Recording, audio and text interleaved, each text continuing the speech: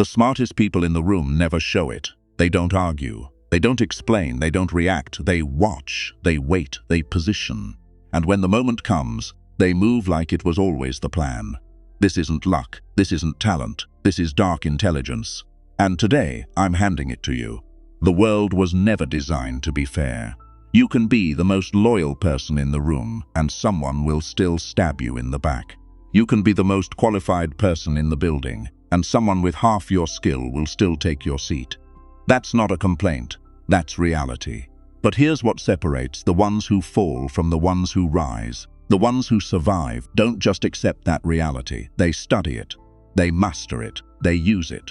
There is a kind of intelligence that no school teaches. No textbook covers it. No mentor talks about it openly. But every powerful person you've ever admired has it.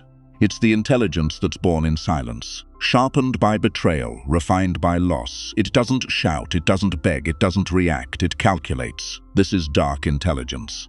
And before you think this is about manipulation, stop. This is about protection. This is about understanding the game well enough that no one can play you. Most people are walking through life as pawns on someone else's chessboard.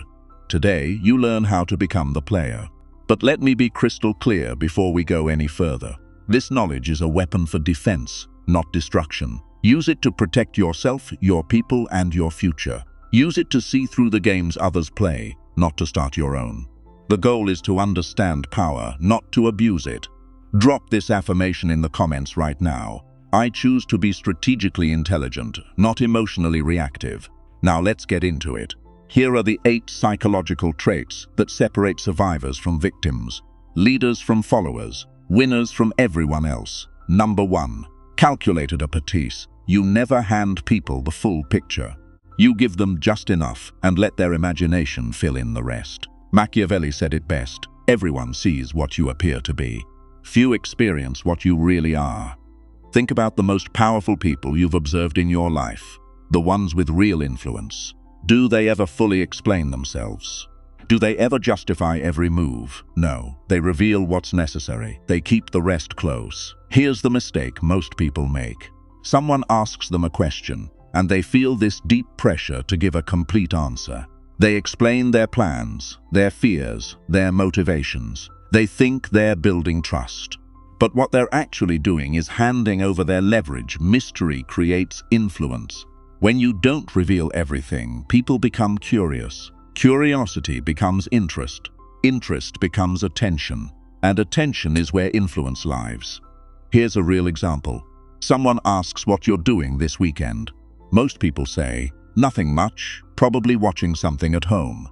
That answer is honest. It's also completely forgettable. It makes you predictable. Now try this instead. I have something I need to handle. Then shift the subject. Same situation. Completely different energy. The second answer makes people curious. And curious people pay attention. This isn't about being dishonest. It's not about being cold or secretive. It's about being selective. Strategic people treat their information like currency. They don't spend it all at once. They invest it carefully. When you practice calculated opacity, your words carry more weight. Because people know you don't say everything. And what you do say, they actually listen to it. Control your narrative. Guard your story. Not because you have something to hide, but because you understand that information is power. Number 2, adaptive persona. You are not the same person with everyone. And that's not a weakness. That's your greatest strategic skill.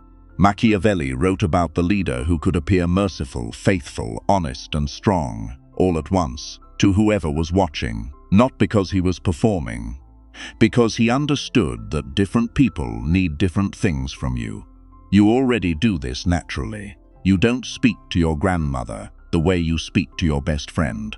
You don't carry yourself in a job interview the way you do at a Saturday barbecue. You've always adapted. The difference now is you're going to make it intentional. Every person you interact with has different values, different fears, and a different way of processing the world. If you approach everyone with the same energy, the same tone, the same style, you will connect deeply with some people and completely miss others. Adaptive persona closes that gap. Is the person you're with analytical? Give them data, logic, structure. Are they emotional? Speak to how things feel. Are they practical? Show them how it works in real life. Are they visionaries? Paint the picture. Show them the horizon. Think about water. It takes the shape of every container it enters, a cup, a river, a rainstorm. But it never stops being water. That's your adaptive persona. You adjust how you show up. You never compromise what you stand for. And here's the warning that people always miss.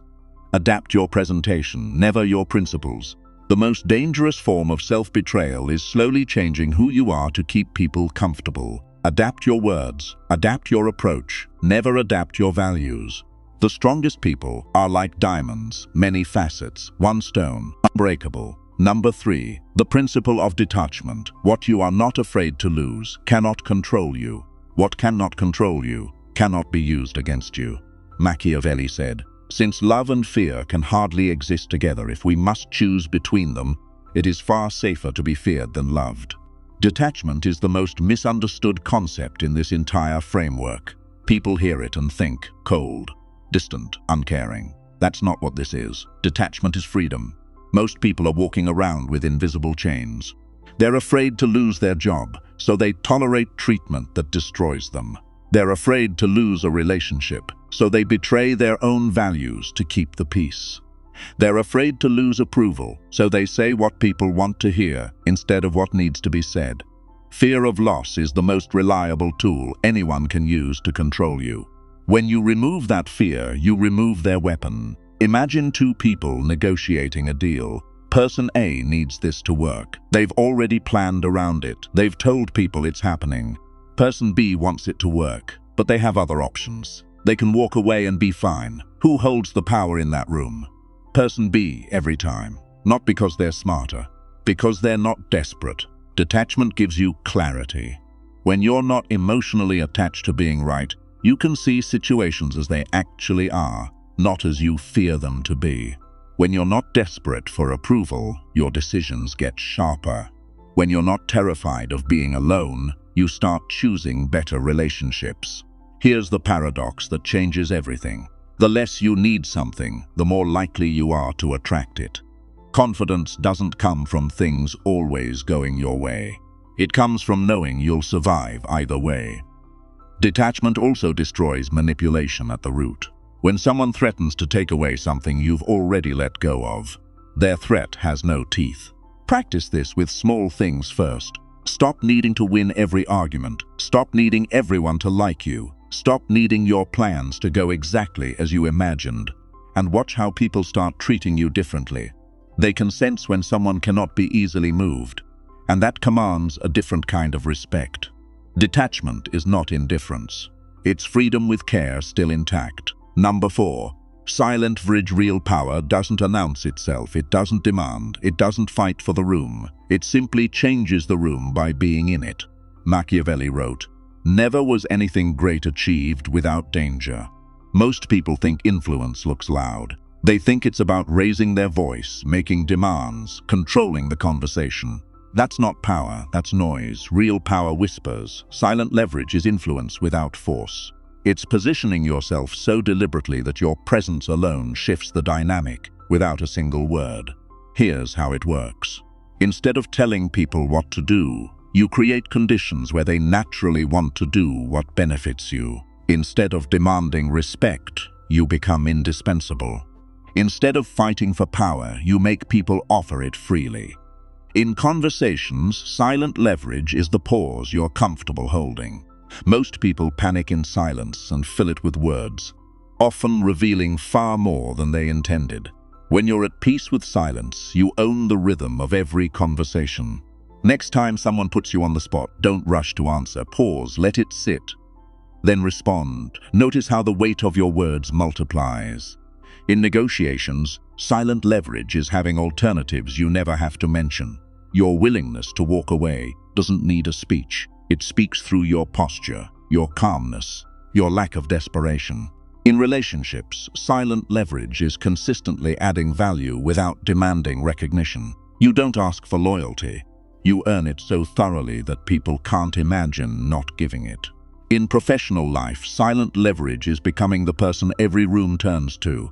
Not because you announced yourself, but because you showed up and solved things quietly every time. The key to all of this is patience. Silent leverage is not an overnight strategy. It's seeds planted in the right soil, tended carefully until the harvest comes naturally. Plant them, trust them, let them grow. One important note: silent leverage used to trap people into choices that harm them is manipulation, not strategy. Use it to guide people toward outcomes that genuinely serve them. The most powerful version of this tool creates wins for everyone in the room. Number 5. Psychological echo. You become the mirror that reflects back what people most need to feel. Not to deceive them, but to connect with them at a depth most people never reach. Machiavelli observed, "Men judge generally more by the eye than by the hand. Everyone sees what you appear to be. Few really know what you are." Psychological echo is the art of deep, intentional understanding. It's recognizing that every person you meet is carrying something invisible. A fear they don't name, a desire they haven't spoken, a wound that still shapes how they move through the world.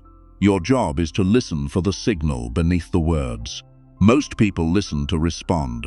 They're already constructing their next sentence while the other person is still talking. That's not listening. That's waiting for your turn. Psychological echo requires a different kind of listening. Listen to understand. Listen for the emotion behind the statement, the need behind the complaint, the fear behind the frustration. Here's the framework. Every person you meet is silently asking 3 questions. Do you see me? Do you understand me? Do you value me? When your words and actions answer yes to all 3, you create a bond that very few people ever experience with others. Practical example. Someone says, "I hate my job." Most people immediately launch into advice. Find something new. Update your resume. Have you tried talking to your manager?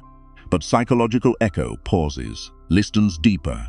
What are they actually saying? Maybe it's, "I feel invisible there. I feel like I'm wasting my potential. I feel trapped and I don't know how to say it." An echo response sounds like, it sounds like you're not being seen for what you're actually capable of. Or, sounds like you're ready for something that actually challenges you. Notice the difference. You're not solving, you're reflecting. And that reflection makes people feel understood in a way that's rare and powerful. Once you understand what someone truly values, you can present your ideas in a language that naturally resonates with them. Offer security to the person who fears instability. Offer recognition to the person who craves acknowledgement. Offer freedom to the person who feels caged. You're not changing your message, you're speaking it in the dialect they actually hear. Used with genuine care, psychological echo is one of the most beautiful tools in human connection. It makes people feel less alone, and people who feel understood trust deeply and follow naturally. Number 6. Ambiguous morality. You are not rigidly good or performatively righteous. You operate in the complex space where real decisions actually live. Machiavelli said, "It is safer to be feared than to be loved," when one of the two must be lacking. This is the most misunderstood trait in the entire framework, so I need you to hear exactly what this means before your mind jumps to conclusions. Ambiguous morality does not mean having no ethics. It does not mean doing whatever you want. It does not mean using people or ignoring consequences.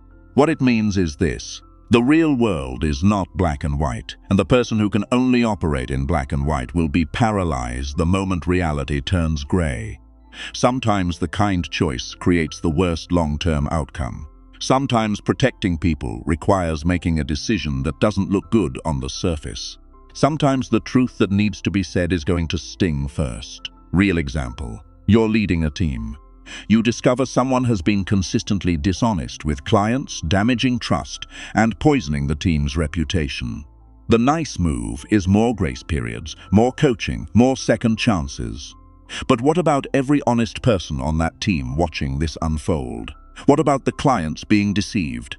What about the culture that's slowly rotting from the inside? A person with ambiguous morality makes the hard call. Not because it feels good, but because it's the right outcome for the most people. That's not cruelty. That's pragmatic ethics. The key question shifts from what makes me look like a good person to what actually leads to the best result for the most people. But here is the line that must never blur.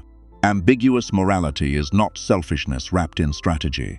The moment you're using this framework to serve only yourself at other people's expense, You've crossed from strategy into exploitation. That's not dark intelligence. That's just being a bad person with better vocabulary. Set your non-negotiables before you need them. What will you never do regardless of the outcome? What lines won't move? What principles don't flex? Within those boundaries, give yourself permission to be pragmatic, decisive, and real in a complicated world. The goal is never to be liked by everyone. The goal is to be effective and ethical in a world that doesn't offer clean answers. Number 7. Controlled exposure. In a world where everyone is broadcasting everything, the person who stays selective becomes magnetic. Machiavelli observed, "A deceitful person will always find plenty who are ready to be deceived." And in an age of oversharing, the strategically silent are rarer and more powerful than ever. Controlled exposure is not secrecy, it's not dishonesty. It is the deliberate, intentional curation of what you reveal, to whom and when. Here's the psychology behind it. Humans are wired to chase what's incomplete. When the picture has a missing piece, our minds cannot leave it alone. This is the curiosity gap, and it is one of the most powerful forces in human attention. When you practice controlled exposure, you create curiosity gaps that make people more engaged with everything you do, say, and share. In professional settings, this looks like not revealing every skill in your first week on the job. Instead, let your capabilities surface gradually, when they're most relevant, when they solve real problems. You don't want to peak on day one, you want to keep becoming. In social situations, this looks like not handing your entire life story to someone you just met. Real trust is earned in layers. You share as the relationship deepens, not all at once, not upfront as a transaction. In negotiations, this looks like not laying out all your priorities and limits before the conversation even begins. Information held is information that still has value. Once revealed, it cannot be unrevealed. Here's the most important principle of controlled exposure. Timing transforms meaning. The same piece of information lands completely differently depending on when it's delivered. Sharing a skill early can look like bragging. Sharing that same skill in the exact moment it solves someone's problem, that looks like humble genius. And this extends to the digital world. Everything you post, comment, share, it lives somewhere permanently. Smart people are intentional about their digital presence the same way they're intentional about their in-person one. Your online self is part of your overall strategy for how you want to be known. Control your story. Share enough to build real relationships. Hold enough to maintain your strategic position. Open people enough to trust you. Never so much that they stop being curious. Number 8, come obsession. You are not here to win arguments. You are not here to be right. You are not here to look impressive. You are here to get results. Machiavelli said, "The promise given was a necessity of the past. The word broken is a necessity of the present." This is the trait that separates amateurs from professionals, dreamers from builders, talkers from the people who actually change things. Most people get hijacked by distractions that feel important but produce nothing. They need to be right more than they need to be effective. They need to look good more than they need to get results. They need to feel like they're doing a lot more than they need to actually move the needle. Outcome obsession burns all of that away. When you're outcome obsessed, your questions change. Instead of "how do I prove my point?" you ask, "what result am I actually after?" Instead of "how do I look good here?" you ask, "what move leads to the outcome I want?" This changes everything about how you engage with conflict. Most people fight arguments to win them. Outcome-obsessed people walk into a disagreement asking, "What do I actually want out of this conversation?" Change someone's behavior? Build a compromise? Understand their position? Once you know the desired outcome, you choose your strategy. And winning the argument might not even be part of it. Sometimes proving someone wrong is the worst path to changing their behavior. People dig in when they feel attacked. A better move might be leading them to the right conclusion themselves. That's not losing, that's playing a different, smarter game. In your career, outcome obsession means choosing your work based on impact, not visibility. Making decisions based on results, not politics. Asking constantly, is this activity actually moving me toward the goal, or am I just staying busy? This leads to what I call strategic focus. Outcome-obsessed people often appear to do less, but they produce more because they've eliminated the 80% of effort that produces almost nothing and doubled down on the 20% that creates real results. They don't want to be the hardest worker. They want to be the most effective one. And when something isn't working, they change course because they're loyal to the destination, not the route. If the road doesn't lead where you're going, you don't stay on it out of stubbornness. You reroute, you adapt, you keep moving. One important warning: outcome obsession without ethical boundaries becomes ruthlessness. And ruthlessness eventually destroys everything you've built, including yourself. Make integrity part of your definition of success. Make the well-being of the people around you part of your outcome. When you do that, outcome obsession becomes one of the most powerful and most generous forces you can develop. Be the person who actually delivers, not the person who talks about delivering. That reputation compounds over time, and eventually, the best opportunities stop requiring you to chase them. They start chasing you. You've just unlocked the 8 traits of dark intelligence. But I need you to hear this before we close. Knowledge that stays in your head and never enters your actions is completely useless. Pick one trait from today. Just one. The one that hit you the hardest. The one that you know, if you started practicing it right now, would change how people respond to you. Spend the next 7 days living inside that one trait. Notice how conversations shift. Notice how you feel when you approach situations with strategic intelligence instead of emotional reaction. Notice who starts treating you differently. And remember what I told you at the very beginning. This power comes with responsibility. Use these insights to protect yourself, not to harm people who don't deserve it. Use them to build better outcomes for everyone in your world, not just yourself. The world needs more strategically intelligent people who use what they know ethically. People who can see manipulation coming and stop it. People who can navigate complexity and find solutions that actually serve others. People who understand power and refuse to abuse it. That is the real purpose of dark intelligence. Not to become the manipulator, but to become the person who cannot be manipulated. Not to gain power over others, but to gain undeniable power over yourself. The most dangerous person in any room is the one with nothing to lose. But the most valuable person in any room is the one who understands human nature deeply enough to make everyone around them better. Which person do you choose to be? If this video shifted something in your thinking, hit that like button. If you want more on psychology, strategy, and the way power actually works, subscribe and ring the notification bell right now. Drop a comment below. Tell me, which of these 8 traits do you already see in the most powerful people in your life? And which one are you going to practice first? Until next time, remember this. True intelligence isn't just about being smart. It's about being wise enough to use your intelligence in service of something bigger than yourself. Stay strategic, stay ethical, stay powerful.